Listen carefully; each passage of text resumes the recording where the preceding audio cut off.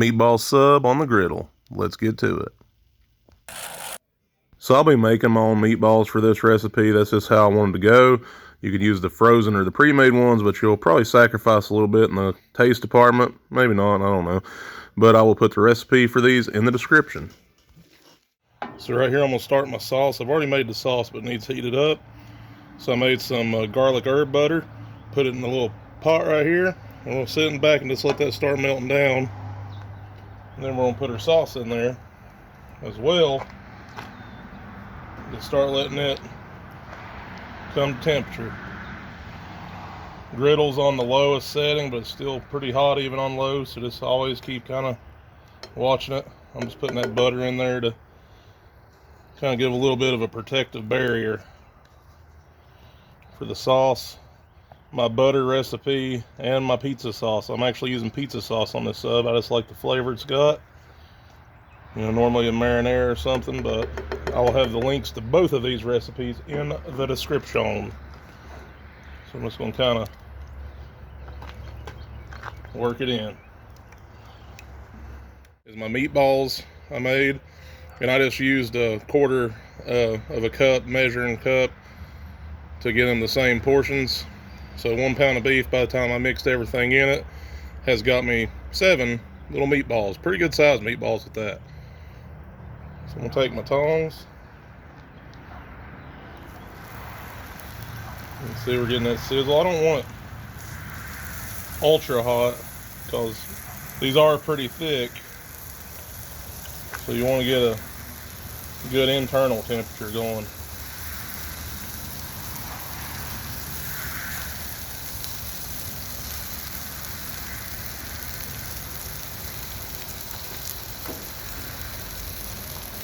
We're going to let them sit just for a second.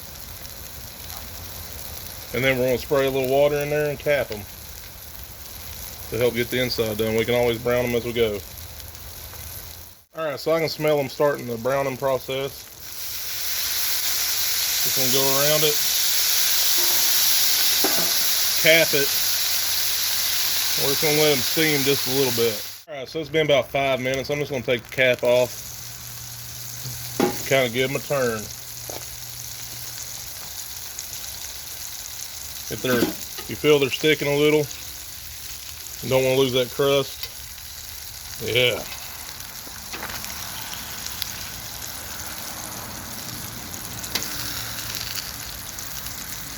Pretty much exactly where I'm wanting them.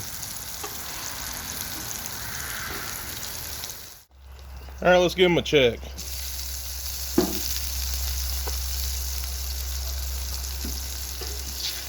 Like I said, I don't want to burn them. So you can see these bottoms aren't too bad. Just want to turn them on the side. They'll stay on now. There we go. I'll let you rest up against your buddy there.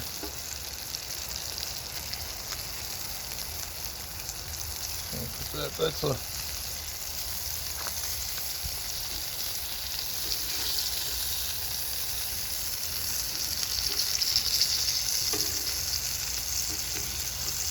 so they're getting now to where, you know, we're not where we need them by any means,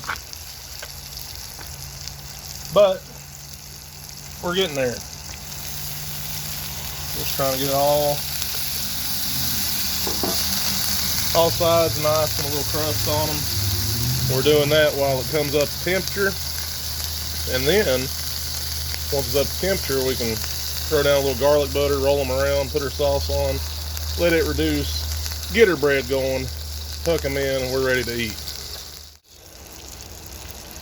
I'm just going to turn them.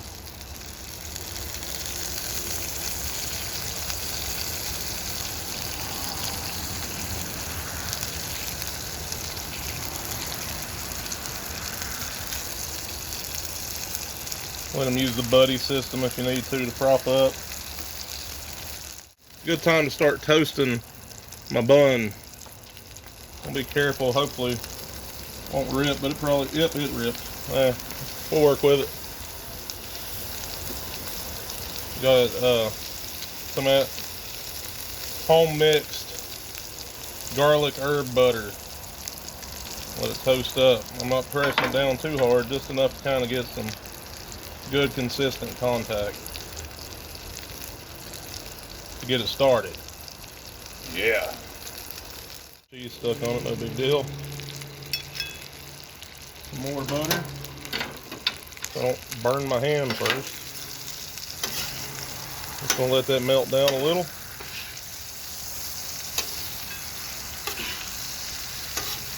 Just give them a little dip in the garlic butter bath.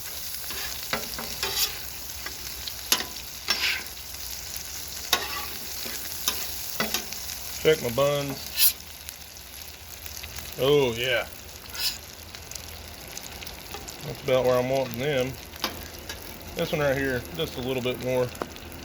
Right there. Don't want this one to burn while that's happening. Just try to act like I know what I'm doing here for a second. Hopefully you can't tell I'm panicking on the inside that I'm gonna make a critical error that, oh, there we go, they're done. So, here's how I'm gonna do this. Put my cheese there, a little sauce on my meatballs.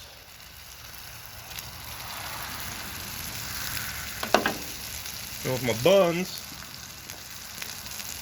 we'll put cheese. This right here is just a mixture of mozzarella and smoked Gouda. Why not provolone, you ask? It's what I found on clearance at Kroger. It's still a really good looking product. I put some fresh chopped parsley and basil in it. I'll put this on my buns and let it melt down.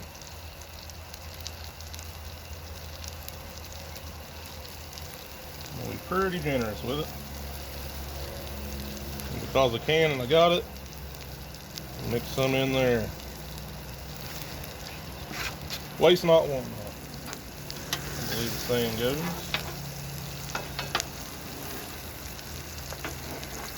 And since this is already broken, I'm going to put them down here so they get off the heat. Work these in.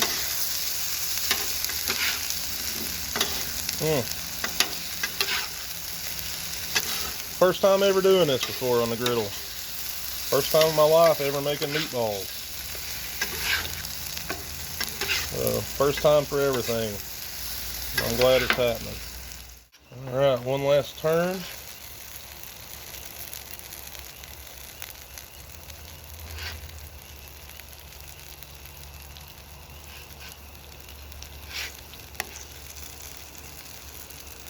Looks like I'm only going to be able to fit about 3 on there. We'll come back for the others. A little extra sauce on it. Got some back here. I like sauce quite a bit. If you don't, skip the step.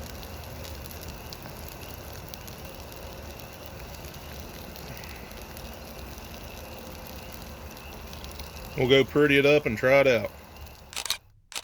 Alright, like I said, we kind of prettied it up a little bit. Just a little bit of some chopped parsley, some cheese on the front there for presentation purposes. You can see bun got toasted just how I want it. A little bit, but not too much. There you have it. Let's try it and see how it tastes. That's the important part. So like I said, the bun kind of fell apart, but I got enough cheese on here, it kind of binded it back together. So, see how it can go. Might just have to... Oh yeah.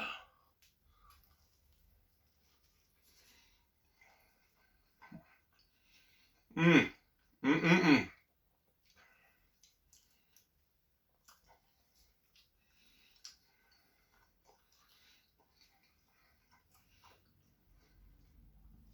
don't know how good it'll show up on the camera, but I'm proud of myself. Best tasting meatball sub I've ever had in my life.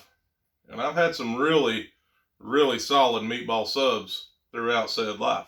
Really appreciate it if you take the time to like, comment, subscribe, share, Turn on post notifications so you know when new content is added to the channel, which is pretty regularly. Appreciate you taking time to stop by and watch me make this meatball sub on the griddle. As always, this is Garrett the Griddler saying, let's keep cooking.